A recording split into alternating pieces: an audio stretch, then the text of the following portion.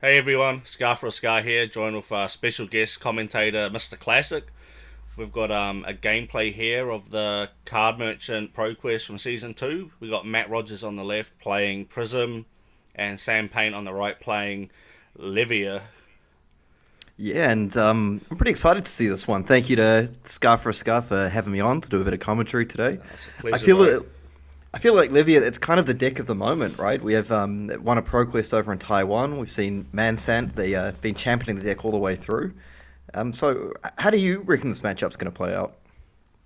Um, I'm not too sure. I haven't been, playing much Olivia. I've been sleeping on her, but I've been playing a bit of Brute and just being able to get multiple attacks with the claws to pop auras from the levers and stuff it'll be probably playing Dread Screamer, the one that you can get go again, just to Yep. deal with auras.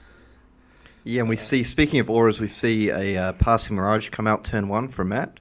So it looks like Sam on Levi is going to want to deal with that. And pitching the Eye of Ophidia.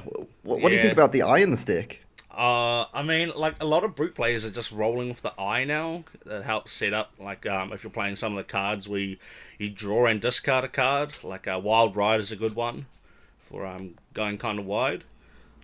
But Yep, that's true. I kind of I quite like it in Blitz. So I was testing it in Blitz, even just in Reinhardt to set up Blood Rush Bellow turns, make sure you draw the right cards, things like Wild Ride, like you were talking about. So yeah, but also Matt starting off with passing Mirage is probably one of the better blue auras that he could have seen. But that looks like Sam's just gonna straight away deal with it, and Matt's flashing in the Merciful. Is it? looks like the Merciful Retribution to get that With the sort of one damage ping in response. Wouldn't that have put passing Mirage into the Soul, or is it Uh, because it's not a light or something? Is that? no, not a light aura. Interestingly, okay, no, it looks like Sam doesn't have access to Null so that's why he wasn't able to prevent that damage. Yeah. And There's a bit of glare, but the headpiece he's running is the Ebon Fold.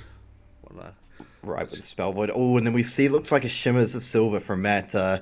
Now I feel like that's probably something that Sam's going to have to deal with, Oh, isn't it? straight away going for the roll here, and yeah, 2 action points there. So you That's what I'm can, talking about. yeah, you can start cleaning up these auras here. I feel the scab skins can be so critical in this matchup sometimes, can't it? Because obviously with Spectra, it means go again won't refund you that action point. So those double action points to clear two auras can just be so great in this match. Yeah, that's why you got to roll the Gambler's Gloves. I think it's one of the only matchups that you have to play Gambler's Gloves in because you need to be aggressive with the levers just to try and deal with those auras. So, is that Shadow of Blasphemous? I can't really. Possibly. It looks like I think he's just dropping the claw into the merciful Oh, to start things he's off. just moved the claw up. Okay, yeah. Yeah. Okay, yeah. So yeah, he's just pitched two reds to attack at it. And we can just want to say we got the cool Soul Harvest playmat on Levia's side, and also we see we've got an observer here with the Brute Squad hoodie. So Yeah, that's Ian from Right Time Gaming there. Being a brute supporter, like Day Dot. Seeing some Levy in the top 8 after Ian's made, 3 top 8s with Levy in the past 2 weeks. He's just happy to see the brute action. But yep. you see that he's just able to claw up these auras. Yeah, and we saw him use that Deep Rooted Evil. He got that into the graveyard instead of using the second claw here. I wonder if that's because if you're able to banish that with effects like Dread Screamer that you mentioned earlier, you're able to play that Deep Rooted Evil from your banished zone to get a bit of value going on. Yeah, because I know that he was. I believe he's playing the Clearing Bellows. No, sorry, that's a new. Not Clearing. Unworldly, Yep. where you Yep. can banish stuff. Yeah, cheap way to banish. Or we But see the Ode to Wrath come down. I always hate playing against this one on Prism because I think it's Ode to Wrath, isn't it? Because it's always yeah, just now everything's 2 damage instead of 1 yeah, it's effectively. pretty much like an Art of War every turn. Instead of 1, there are 2, and we dealt with the Merciful and the Shimmers the previous turn. Otherwise, that Ode would be starting to put in work. But just swing here for 2. Well, 1 if it hits, it'll deal 2. Yep, and yeah, the one thing I can totally understand why Livia isn't playing Nolrun here, but it does just mean if you're playing defensively, you have to watch out for that late game of the Merciful Retribution sort of shutting you out with things like Spectral Shields and Ode. Yeah, or even the Prismatic Shield if they decide to keep it in the list for the matchup. Yeah, absolutely. Let's I see do wonder here. if Sam's potentially on something like the Blood Rush Bellows here, with those access to claws, rather than sort of Mansant's more uh, very non-blood debt build. Looks like he's It's blocking with. Can't see what that is. That looks like the Dread Screamer, but might not be. And then this classic make a shield. Yep. So he's got two yellows in the well, he's got yellows in the pitch Oh, zone, so he's able to do that. and then just aura dump pass, another passing Mirage, which is good for this matchup if they decide to just try and like pop your stuff with Phantasm, right? Yeah, it's a good point. So he's got built-in go again now from the Ode. He's got the passing Mirage and a Spectral Shield. And this is where it can feel very frustrating playing against these Prism decks when we've seen Sam here, all he's done for the first two turns is clear auras, and now he's facing down two more auras and a Spectral Shield. It just has to, yeah, so you got to aggressively roll, and, well, it works out for him. He's got 2 action points. Yeah, we see a quick shake of the head from Matt and say, well, if you got it, you got it. Yeah. I mean, Matt was playing Starvo for the majority of the season, so he can't be too tilted at someone rolling good. He knows about rolling good sometimes. The thing here is, if you do just decide to double claw the auras, Matt's just got a 5-card hand, and he can probably just pop out a Genesis or even a Herald's Parable auras, or something, yeah, at the end of your turn. And he does have that Crown of Reflection, which allows him, if he has a Spectral Shield at some point in his turn, to crack the Crown. Oh, well, there's the Wild Ride. So he is playing it. Yeah, it's a good one. Yeah, discard the Slaughtering Hunger Beast. So this will be coming in for 6 of Go Again. Okay, so this is quite good because he has one resource available. I'm guessing he may have a blue in hand to allow him to clear auras. Because the claws quite will good gain Go Again. Yep. I wonder if the card left in his hand is... it must be a non-6, because you wouldn't roll if you had Wild Ride unless he was worried about drawing into a non-6 and discarding it. Yep, no, that's a fair point. So he may have just decided, look, my chance of rolling one is about 16-17%, so whereas the chance of discarding a non-6 is maybe, close to 50-50 here, so it's a better decision. I mean, technically he'll still have 2 action points, would he not? So we see Matt pitching the blue Simmers to pop out a Soul Shield here. So this will stop the Wild Ride from dealing any damage, keeping the Spectral Shield alive. And he'll also have 1 floating if he needs to block with Footsteps. But we're presuming that the claws is going to go to the auras and not face here, which we see Ode to Wrath being taken out, then the Passing Mirage being taken out. Yeah, so all in all, a pretty good turn for Sam, right? So I mean, the attack got blanked by the Soul Shield, but he manages to clear all the auras. Clear out the defense reaction from Arsenal. He's still got a card in Arsenal himself. One thing I'm interested in here, Jordan, is the Crown of Reflection. If we're going to see that popped on the Spectral Shield to try get a 0-cost blue aura into play. Because that's just like a nice little trick for getting things out like shimmers. I remember chatting to Matt, and he mentioned something where he liked swinging with a Herald, and when they block, you can respond to the block with Crown to throw out the Passing Mirage to make it lose Phantasm. And he was very cool. Yeah, he was he mentioned he was like getting a lot of people for that play throughout the day. Because I remember we had a little talk. I was trying to get a deck tech with him, but he's saving his spicy deck list for his Fab with Matt content for Channel Fireball. I don't think he's running Skullcap at all. He's just a big fan of the Crown of Reflection. Okay, that's cool. And here we see another part of his spicy list is the Time Snap Pass. Okay, now when I see Time Snap Potion, my mind sometimes leaps to things like Time of Findale, but yeah, definitely. Which happens to coincidentally be a yellow card. Maybe I'm a bit too basic thinking that, but yeah. So Matt is on the Tome of Fendales, and he also does just use the Time Snap. Just recently in the Card Merchant Nelson stream, we've seen him pop the Time Snap to play 2 blue auras. Okay. So he wants to keep the board presence alive and pressure you with these auras as constantly as he can. So, I mean, for the first time here, though, Sam has a turn where he's got no auras to worry about for the turn, and he's got a 5-card hand. Let's see if he Yeah. can take advantage of it. He must be And thinking, just now's my time to shine, and and now he here we just go. so he's got a refund there from his action point. They're rolling a 2. Let's see in his hand, it looks like he has a deep-rooted evil. So he's pitching the unwieldy bellow. Was that Howl from Beyond? I think they look like a Hell from Beyond. In Shadow, that's Shadow of Blasphemy Fit. Oh, unfortunately, off the top it's a reckless swing, so he won't be able to get the triggered effect of Shadow Blasphemy Fit. It's a bit of a shame for him, because that can fetch up sort of a toolbox card to, banish something like Deep Rooted Evil, banish another card like I wonder what Howl he from would Beyond. even want to banish in this situation with no other action points left. And this is just coming in for 6.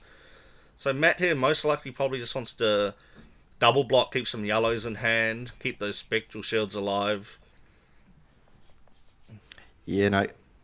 Yeah, because it's more about protecting the shields here rather than life total, isn't it? Because he's probably not, hugely concerned. Nah, the about life is more of a resource for him. Like I'm sure if the shields weren't on play, he'd be happy to just take the damage here. But being able to just use those spectral shields as Kadachis and attacking for 1/1 every turn, it's just what leaks the most damage in these here Prism decks. So we see him here. Oh, is that 3 cards? He's. Is that 2 blue auras and a herald? But he seems to have lost a. Perhaps we missed something there, because it seems like he lost a spectral shield along the way. Oh, okay. Oh, the Hell from actually the Hell was coming for 9. Yeah, it would have been 9. So, it could have been 2 heralds and a blue Pierce Reality, which would block 8. But we see here, I think he's dropped the Haze Bending now, which is one of the better blues that Prism got from Everfest here. If it gets destroyed or a different aura it gets replaced by a Spectral Shield, it's keeping up the pressure. But he's just aggressively rolling every turn, which, yeah, we see the 1 rolled, you got to re-roll and get the refund. Was that 2 ones, or? I don't know, did he roll a 2 that time? I think he got refunded. But Right. One thing to note here is he's like I've been saying, he has done a good job of clearing the auras so far. Between auras he's destroyed and ones that have been forced to defend on Matt's side, it's gone through about 5 or 6. That's the good news. The bad news is there's about 21 auras, so probably about 18 to 20 left to go. But it's a good job so far. It can just definitely feel overwhelming, never ending, with all these auras just coming down every turn. But then we see an Art of War in Sam's hand here, and that could really start to kick things off from this turn. Yeah, definitely. I mean, you can just ignore the Haze Bending for now and just go face if you got the hand for it. If you could Art of War, maybe banner something that you can play like the Deep Rooted Evil and give it go again, and somehow discard a 6, you could get the claws active as well. Yeah, and I think that's really important, isn't it? Because if you're able to have your full turn and then just end on claws, discarding, end on claws killing the aura, that's really good for you. Yeah. I'm not too sure how many cards he does play that actually will turn on the claws through discarding. Like, I wouldn't be surprised if he's just on the Wild Rides. Yeah, potentially Blood Rush Bellow. Oh, yeah. Blood Rush, I think, is possibly a given, just because of how powerful the ceiling is for that card. But you are right. On LEVIA, as opposed to Reinhardt, you don't get that additional Intimidate effect. It's purely just turning on the claws. Discarding 6+ power. Okay, so we don't know the modes, but I would suspect he probably chose Go again and draw. Was that swing big from Arsenal? Yeah, it looks like it. This is a big boy, Only costs you 2, it comes in for 8. And you're not too worried about either of it hits or gets defended here in the Prism matchup. If you give them the Quicken, you're not too worried about it. And it looks like it's getting in. So he's chosen Go again from the fact that Matt's only took in 7 and lost a shield. Okay, so... And then, here we see the Dread Screamer. If he banishes a 6 or higher here, he will have Go again on this attack.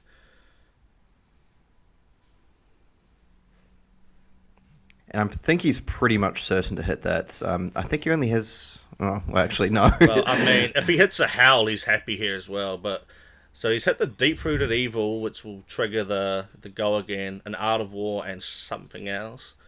That's interesting. If he has the resources, that means he can play the Deep Rooted Evil from the banish now. But it's quite an expensive card, costing 3, I believe.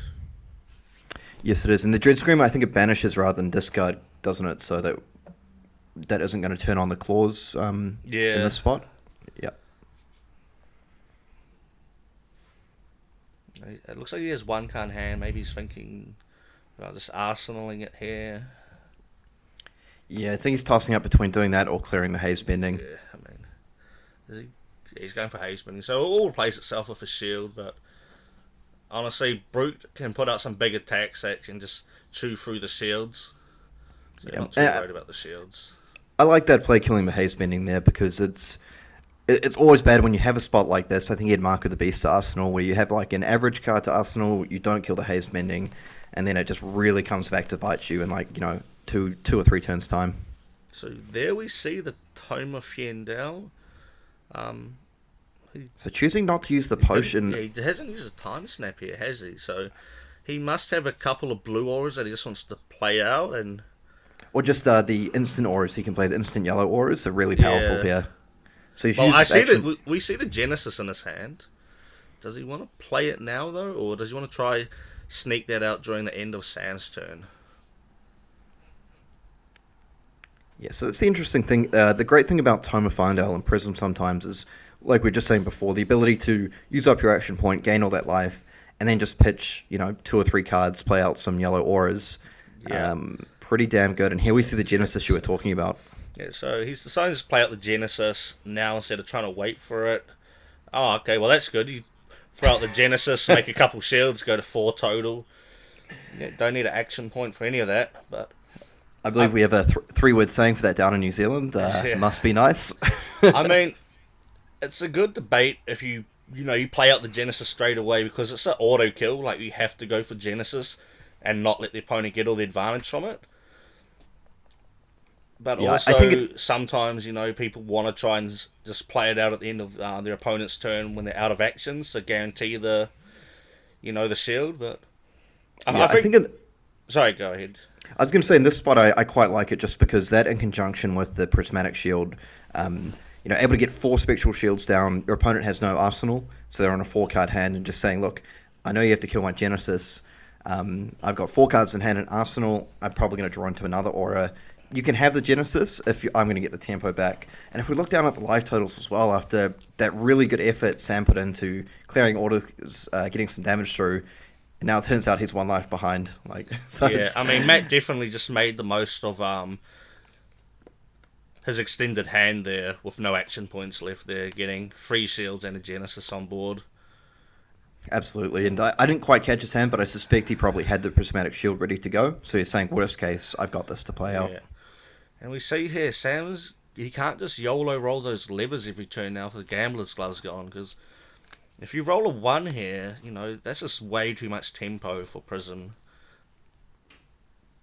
You're right, he's in a bit of a difficult spot here that with if he doesn't have an attack with Go again, your turn just being Claw into Genesis, leaving your opponent with a full hand doesn't feel that good at all. Nah, because you're definitely going to be taking at least 4 attacks from the shields up, let alone what else they can play. I mean, Ooh, Blood Rush Bella's coming down, okay. My favourite Brute card. This card in Blitz is absolutely insane. Oh, is this a Mark of the Beast there? We'll get banished. That'll turn off the Blood Debt there, which is a little relevant, because he did have the big tree, what is it?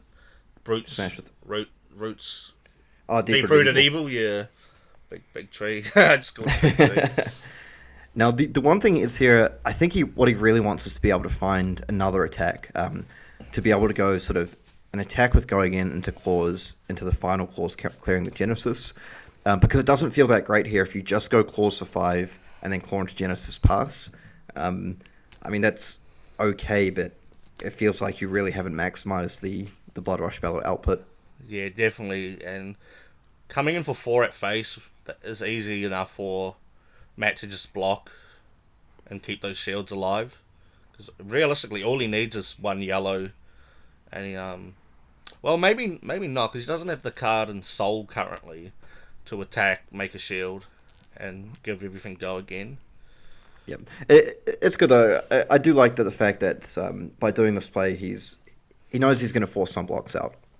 Yeah, so we do see the claw coming in for 5 at the face to start things off, floating 2 resources, and because when it comes down to it, you don't want to be too greedy with the Blood Rush Bellows. And look at that, Matt just saying, "Okay, I don't care about these shields; they're all gone."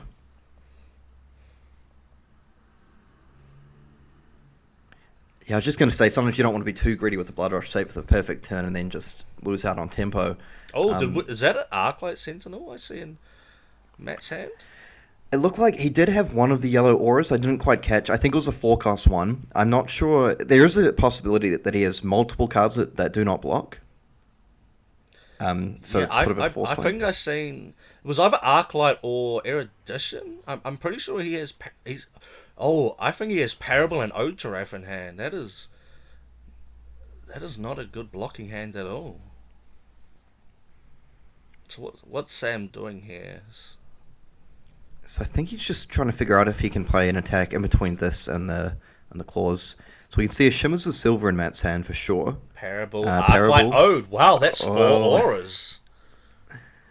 Damn. Shout out to Matt showing us his hand like that. Thank you. Yeah, I was under the impression that he would just want to block that up, but he couldn't. Oh, sorry, what is that? Is that Dread Screamer? Or maybe Boneyard Marauder? No, I think that is a Dread Screamer. It's so hard to tell. It looks like a Dread Screamer. But if it's a red Dread Screamer, this will be coming into face for 8. If you hit the 6 from the banister, which it looks like he does. Oh, maybe he's not. He's attacking the Genesis. Yeah, that's interesting. So he decided he just wanted to banish cards into the Blood Debt zone rather than claws to arsenal on the card. I'm not too sure what that's about, because he already banished a 6 this turn, right? Yeah, I believe so. The Mark of the Beast, when it got discarded, goes straight to banish, right? So Blood Debt was turned off already. Interesting. Yeah, I imagine there may be a method to his madness here. Maybe he just wanted to get some more 6s in the graveyard. Yep, that's a good point. So you see here, Matt's just going to play out the Parable, attack with it, and then drop, I believe, another Shimmers of Silver. So yep, and Matt just really sticking to his game plan quite well here, just flooding the board with auras and saying, look, you have to deal with them. Yeah, it's definitely overwhelming. You have all these good turns. You're playing power cards like Blood Rush Bellow, then come back to your next turn and you're dealing with 2 auras again. And that Parable of Humility is going to start weakening his attacks to make it easier for Matt to block out and keep the shields alive if he doesn't deal with it. So I think at this point Matt knows there's quite a good chance that he doesn't hit a 6 there, but he did end up banishing one of the Dread Screamers there.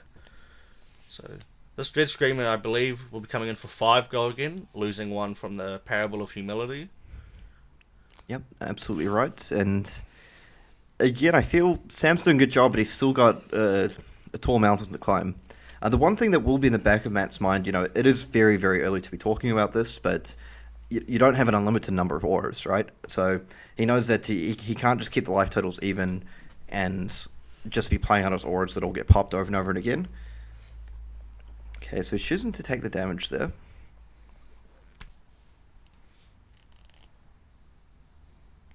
Is it another Art of War Sam's going?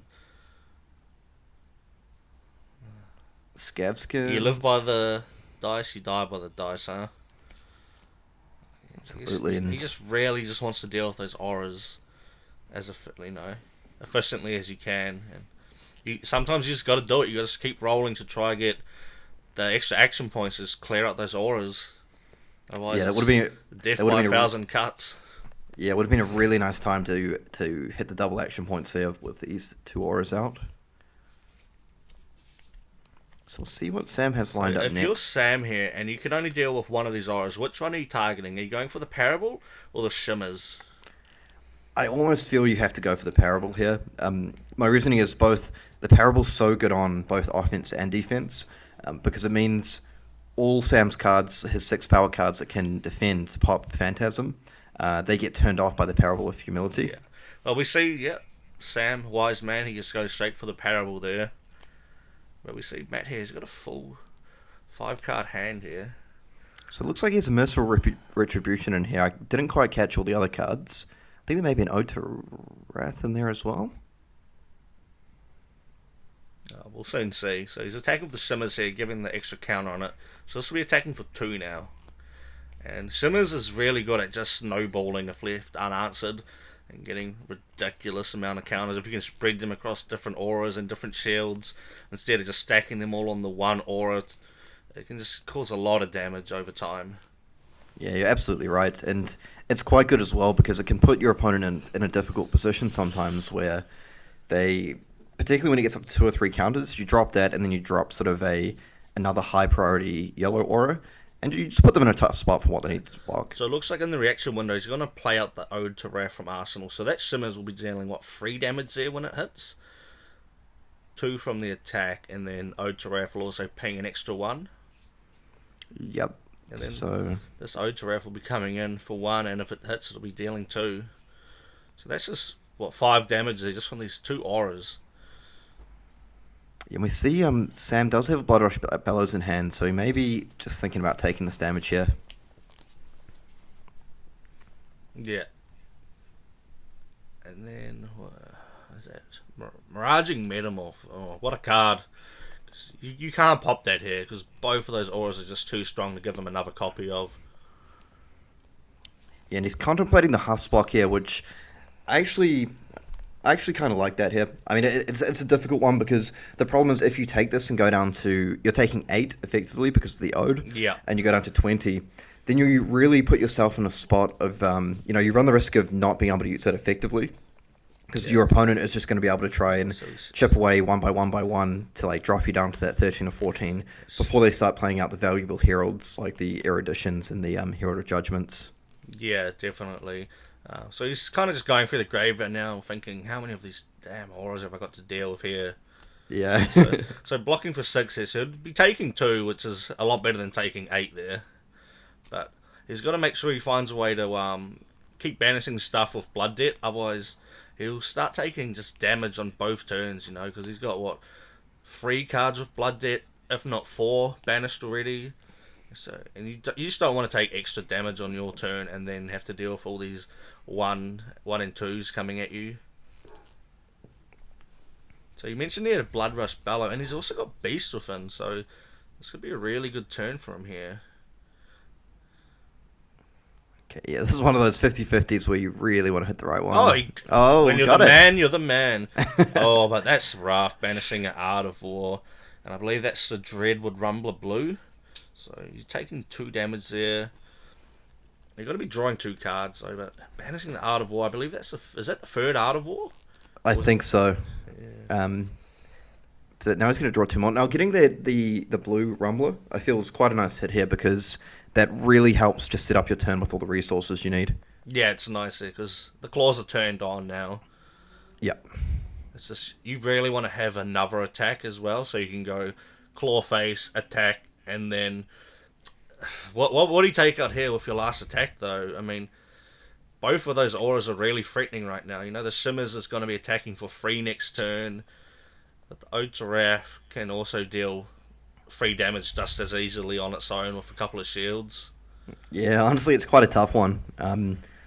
I would still probably be looking at the Ode here, but honestly, I can see the argument both ways to get rid of the snowball effect of the Shimmers, because you have to deal with the Shimmers at some point. Yeah. Now, I feel this is really a pivotal turn in the game for Levia here, because the life total's even, you've got the Blood Rush Bellow turn, but your opponent's got 2 auras, 5-card hand, and you've got no Husk anymore. So you're really at risk of things like Herald of Erudition.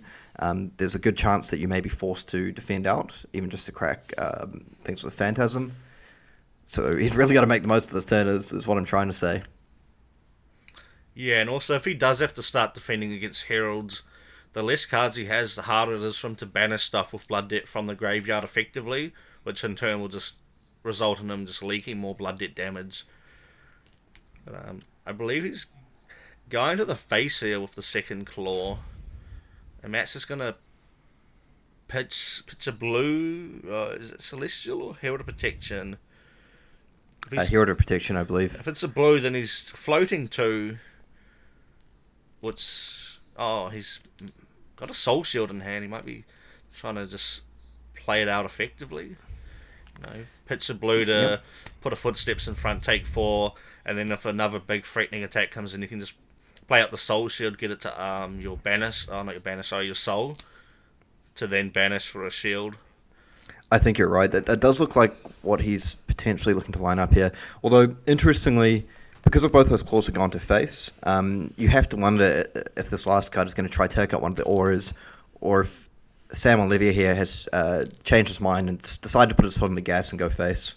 Yeah, he might be thinking, like, I got the +2 from Blood Rush, I might as well just try and do as much damage here as I can, rather than wasting the Blood Rush pump on just attacking an aura and calling it a turn. Yeah, if you had something like a wild some attack with Go Again, if you're able to play out an attack with Go Again into a second attack, because you've got 2 resources available, 2 cards in hand, and a card in arsenal, if you're able to play out 2 attacks for 8 here, I can totally see you kind of looking at the spawn and saying, you know what, I'm going face. Yeah, like maybe you have the Soul Shield, but I hope maybe like the next one gets through, you don't have the auras, and then I'll just deal with it. Oh, so here's the Howl from Beyond. Bring up the Howl from Beyond. So this next attack is going to be getting a buff of a +5. And, is that an Endless Maw? This is going to be huge. So they will be coming in for 9 base, right? If he banishes a 6 here, it's going to be 9, 14 attack coming to the face. Which, that's not nothing you can just kind of take and just go, I'm going to hit you with all these auras. So he's banished the Beast Within, so this will be a big Endless Maw here. I mean, Matt's probably really glad he blocked with the Footsteps already, because he's floating the resources here to block with the Soul Shield at least, but... Yeah, and it looks like he has, I think, at least 1 aura in hand. I feel it's aura plus Herald plus Soul Shield, so he should be able to defend this out for 9 fairly easily if he wishes to. They're still coming in for a bit of damage. I mean, you can see the expression on Matt's face. He's definitely thinking, like, damn, this is one I got to put some respect on. So he's blocking for 9 currently, so he'll be taking, 5 here? 5 here. Yeah. I mean, so I feel at this point though, Sam is pretty committed now to saying like, all right, I'm going for it. Like I'm gonna go face and kill you, because he's left 2 auras up. I mean, here's his semi window, right? Because now realistically, what Matt's gonna do is just attack, create a Soul Shield, pitching a yellow to give it go. Oh, he doesn't even actually need to, because the Otraf gives the stuff Go Again, or is it only the Heralds that gives Go Again too? I believe it's the attacks only. Okay. But, I mean, Matt's definitely going to leave himself with the yellow here. And, I mean, he could still just, even if he doesn't have a way to give his attacks Go Again, he can just attack, give it a +1 from Shimmers, and then on hit will be dealing an additional damage through Otraf. That's still, 3 damage? Yep, and we see him choosing to now split the Shimmers counter, so he's put that on the Ode. Yeah, I like that. Like, you can't just keep putting it on the one thing, because this way you're getting so much more value out of it than just, putting it all on one thing and then when it's gone, it's gone. This way, the Ode to Wrath's got a permanent +1 counter. So he is going to pitch the yellow to get the shield. Throwing away a Genesis, though, but... Now we see the Ode to Wrath Shimmers putting in work. Just on that one card, he was able to put out, 5 damage through an equipment block as well. Absolutely. Now, I feel like you identified last time, like this is Sam's window. This is a turn that has to count, because if he can push enough damage here, he may have a shot to just ignore those auras and just win out. Yeah. Although, Matt is certainly, because the important thing as well, by splitting the counters on the Shimmers, I do agree it's a good play, but if you can force out like multiple blocks, Matt has no cards in Soul, it's not as easy for him to just sort of pitch to give those cards Go Again now.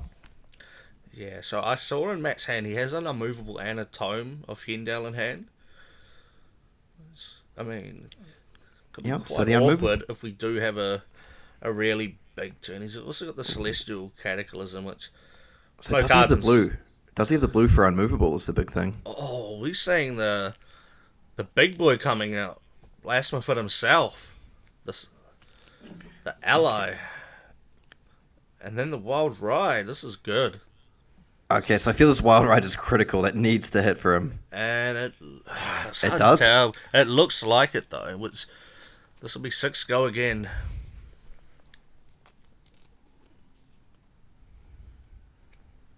Also, discarding a 6 also means that those claws are turned on again. Yep. Wild ride, such a good card. So much better than Breakneck Battery, but so much more risk at the same time. So you see here, Matt's kind of wanting to just keep his life alive now. Throwing in a movable at a wild ride here. Okay, so he did have the blue, which was pretty critical there. Yeah. Because if he did not have that blue, that was going to go downhill very, very quickly for him. Yeah, I mean, he's got the resource on Tunic if worse comes to worse, but definitely just easier throwing away the blue. I think he's left that Tunic resource up for a long time. I wonder if his long game plan is just, pop the time snap and then tome from Arsenal without having to pitch a card and just gain all this life. Matt, his hand, he doesn't have a great... So he's got Celestial Cataclysm, Tome. I can't see the last card. Oh, wait, no, that's it. He wouldn't have a card because he's pitched unmovable here, so... So he doesn't have a good way to clear the Blasphemous here. Now, the effect of it isn't that relevant because there are no cards in Matt's Soul. Yeah. That's right, it does have an effect that does something regarding the soul, but... Yeah, so whenever you attack, you can banish a shadow card, and if you do, banish a card from their whole soul, but it's also good for turning off your own blood debt. Yeah, exactly, which... So here we see Levia putting in the work. Rolling a 3. Okay, so he got the refund. I wonder what he's rolling for. He must have another big attack, because otherwise you just pitch and go claw. If you got a blue, you could go claw, and then attack with your ally, right? Yeah, and that's a pretty damn good turn. Pretty ninja-esque. 4 attacks in a turn? No, 5 attacks in a turn with the wild ride. But he might be a bit resource shy. I mean, he's... Oh, okay. So he's choosing to banish something to try and turn off that blood debt. Actually, that's a good point because we can't see how many cards are in the blood debt zone, but honestly, it's probably a lot at this point. Yeah, I mean, we know that he's had a Deep-Rooted Evil in there for a couple of turns now. He's got the Husk in there. He might have banished a Howl or 2 from a effect a couple turns ago. So you see here, Matt just defending with a Celestial there, eating a shield, leaving himself with a Tome in hand, which, isn't the worst play if you can just, attack with an Ode to Wrath, give it a counter from Shimmers, or attack with a Shimmers, give it a counter, Arsenal up, and then try to just gain back all the life you just lost over the last 2 turns. While also having, the extended hand to play out all your stuff. Yeah, now we can't see how many cards are stacked up in the blood debt zone, or how many cards of blood debt. Probably a lot there. But you have to think Matt's probably pretty relieved that that Sam on Levia here wasn't able to go sort of pitch a blue, claw, blasphemous, because that would have been a lot of pressure on the life total. Yeah, that would have been a huge swing. One thing to bear in mind in terms of life total as well, Matt still has the ability to do something like pitch a blue, and then use those Ironhide gloves plus the Phantasmal Footsteps. So if he has a blue aura, that's a nice way of just like bumping up the defense, or using the Tunic to turn on the Ironhide gloves. Yeah, definitely. So... now what is that card? That's Unworldly Bellow. Right, yep. Okay, so here's a good way for Sam to try and banish some 6s here to turn off the blood debt for Levia. I have to say I've been really impressed by the Levia deck this game. Yeah, I mean, Levia's a fun deck. I think it's just, it's a bit underwhelming compared to a lot of the decks out there in the meta, but it definitely has the potential, as we see here. It's putting up a really good fight against Matt Rogers on PRISM, which is no easy task. Exactly, and if that's a red Unworldly Bellow, his next attack action has +4 coming down. Yeah, one of the things I really like about Unworldly Bellow is you don't actually have to banish a 6 for it to get the effect. It's kind of just a benefit if you banish a 6. Yep, absolutely. That is really cool. So you if you're coming in for a huge turn, unless you're going to die from the blood debt, okay, this is a critical roll. What is that? It looks like a 3 or a 1. hope it's not a 1. Okay, I'm guessing it's a 3 because he hasn't sort of moved it onto the hero to Flip the represent table. extra points. Or he hasn't flipped the table on a 1, so... Call it a day. Yeah, so we see 2 resources available for Levia here. I think, again, like we've been saying it all game, but I feel go again attacks and action points is just the aim of the game right here. I mean, swing big is still a pretty good response here with the unwieldy follow buff. That's going in for 12. That is not bad. But you can just... On Sam's side, he might be thinking, oh, if only I'd hit that roll. Yeah. Because, it's better for coming in for 12, coming in for 12 plus 6 right after, or whatever else he has in hand. Yeah, even just 12 and then attacking with your ally. Yeah, absolutely. See, one thing here is Matt probably has the ability to take a little bit of damage in order to clear the ally if he wants to. But I feel the math is a bit different, right, isn't it? Like, it's not like the Ursa when you're playing against Chain where you must clear it as a fatigue deck. This one, you certainly do want to, if you're able to keep, say, a War Tune Herald in hand, to use the tunic to pop it off. But it doesn't feel to me that it's like that absolutely critical must kill right now. I feel the same. I kind of feel like Matt hasn't really even paid much mind to it, in all honesty. So we see here that he's blocking for 3 currently. So there's going to be quite a bit of damage here, but we know that he can just, pop the time snap home from Arsenal and gain 6 life back, be back up to 12. It looks like he only took 7 there. So was that attack maybe not with swing big? Maybe we didn't quite catch that correctly.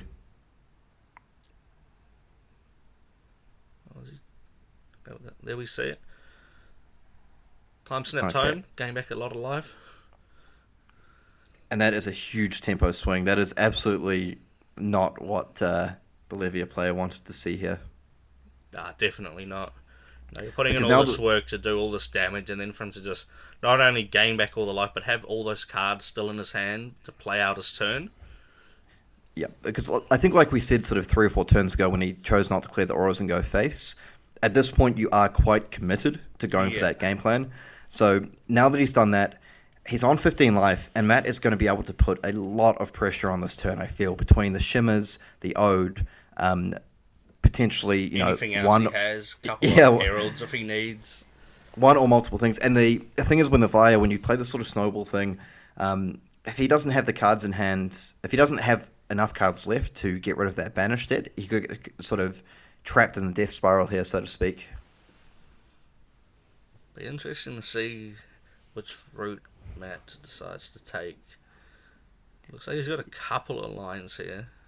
Yeah, and saying that, it looks like he does have a defense reaction and at least 1 yellow aura, so those aren't heralds, if I can state the obvious. I don't know what you'd rather see if you're in Sam's spot here. Do you rather see a herald? Do you rather see all these defense reactions and trying to go for these big attacks? That Shimmer's, like it's been around for 4 turns now. It's accumulated a lot of extra damage value just existing on the field. It looks like he's we'll see. Flashing in the second Ode to Wrath. That's a lot of damage on board now. That's not what you want to see. And this is going to start to become so hard to deal with. So he does have the scab skins up, so while it's sort of representing 3 damage, it still is only coming in for 1. Yeah, so that's a good equipment block here, but this is what PRISM just does. It just puts out a lot of pressure on you with these auras. And if you want to take a turn off or 2 turns off to clear them, by the time you clear 2, there's probably going to be at least 3, if not 4 more different auras on the board. Yeah, definitely absolutely. Can get frustrating playing against this deck. I think playing as PRISM, you got to stick with the game plan, which is either play a slow game and try and take out the auras as efficiently as you can, or just take out the high priority ones like Genesis and the maybe the Ode to Wrath here and there, and mainly just go for the face. I was just about to say the last thing you want to see here is a Herald from the PRISM player, and Matt's got it all, huh?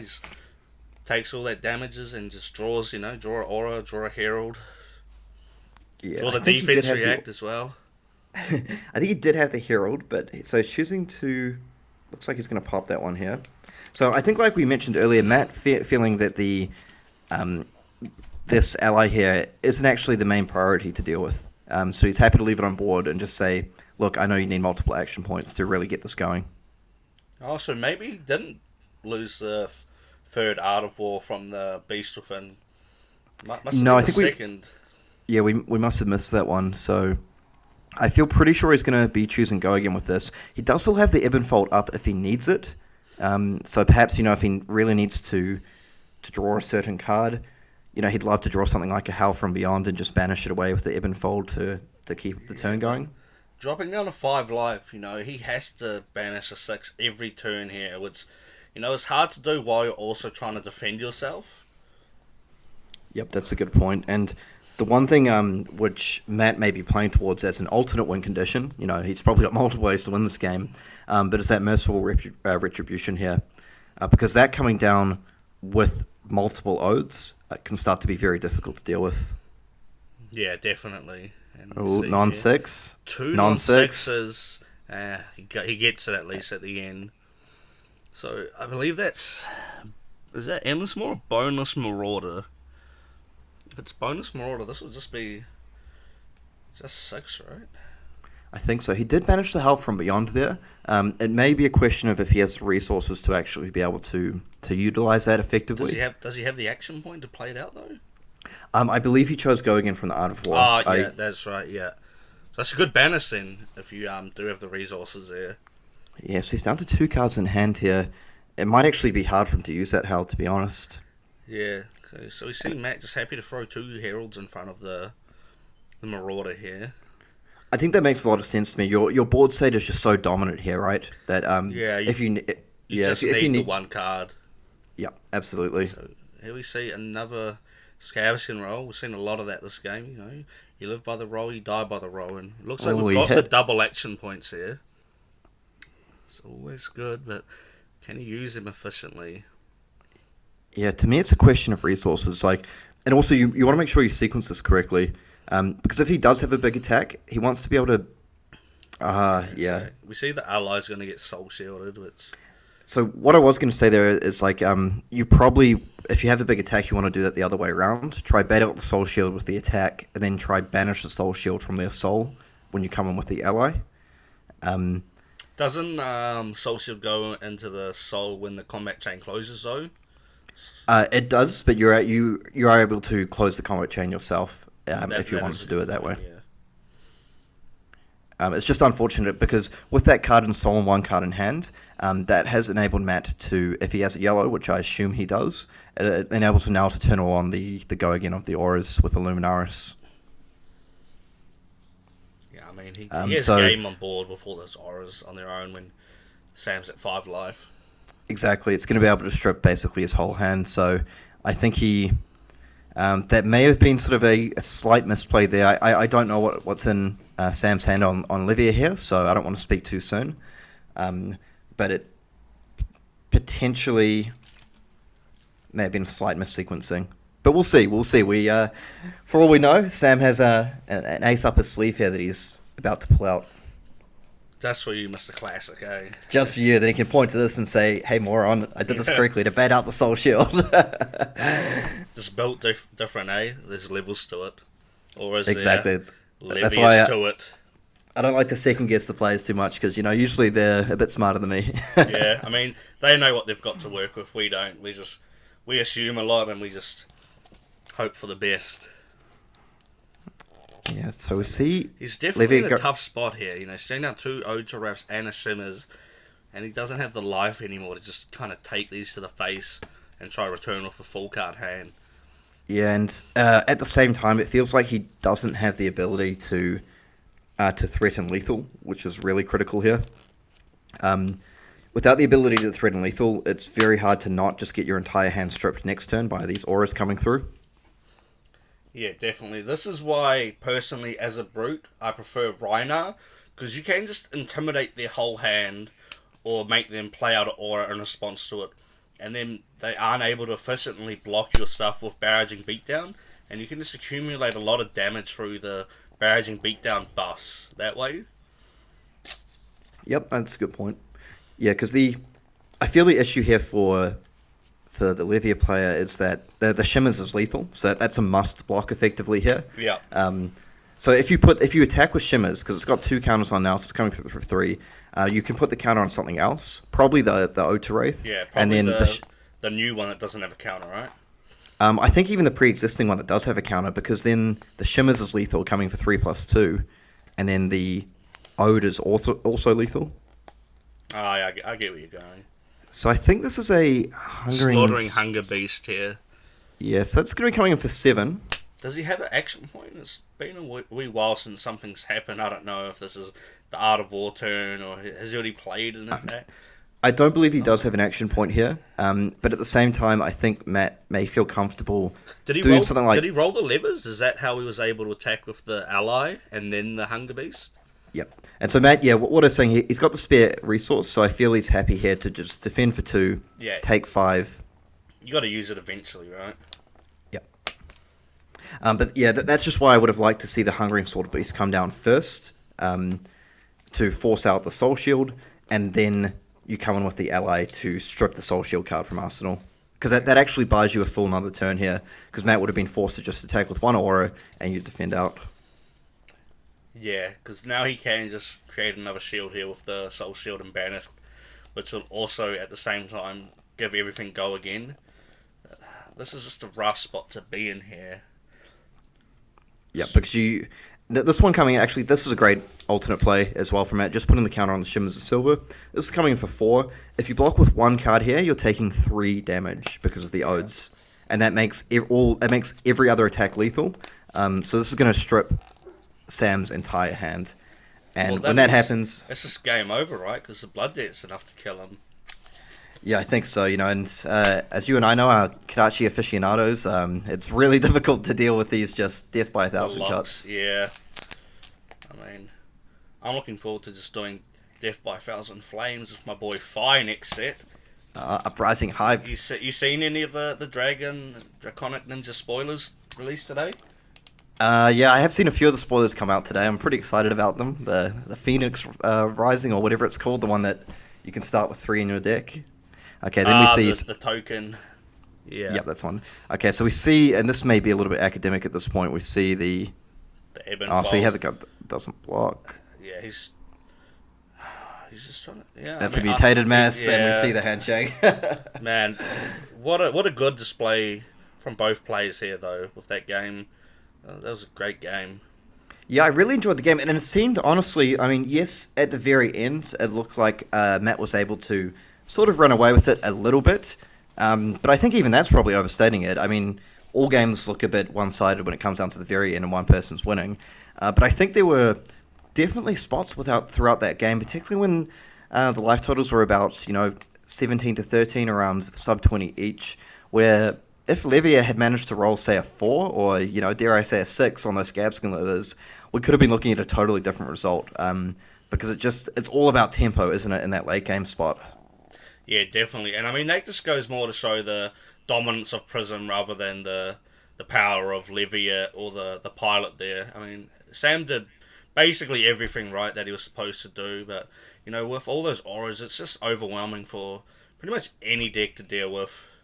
But, Yep, absolutely. And I think even what I was saying about trying to get those attacks down, in hindsight, even if you do it the other way around, if you go for the Hungering Sword Beast attack there, I mean, you're only really trying to bait out a misplay. I'm not sure if I stated that correctly, because Matt in that spot could just choose not to use the Soul Shield, for example, on that. But even then...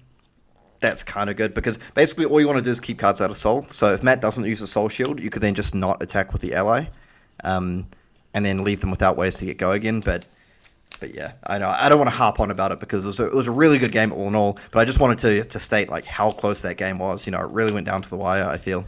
Yeah, definitely. It was a great game. So moving on from here, we're going to have the semi-final matchup between Matt Rogers and Dirk Crusto, which should be uploaded within 48 hours of this video going uploaded. So, cheers, Mr. Classic, for jumping on, joining me on commentary for this. Anything you No, want to well, say with the viewers before we sign out? I just want to say a huge shout out to Scar for a Scar. Make sure you like and subscribe to his channel. Thank you for doing a service to the community by recording and doing some commentary for these games. And yeah, no, that's all I want to say about it. Aside from I'm super hyped for Uprising and can't wait. Definitely me too. And also, make sure you guys check out Matt Rogers' Fab with Matt video that should be uploaded sometime this week, I believe, where he'll be going over the full 80 card list with his Prism deck. And I'm really looking forward to that because him and Nick Butcher have put together a really spicy Prism deck here. Yeah, no, very, very cool. I like seeing the Times of Findale. I know there were a few lists at the Pro Tour that were running sort of a fatigue build with that. But no, I think the deck tech should be very cool. Yeah. Oh well, thanks again, Mr. Classic, and until next time. All right, see you all later.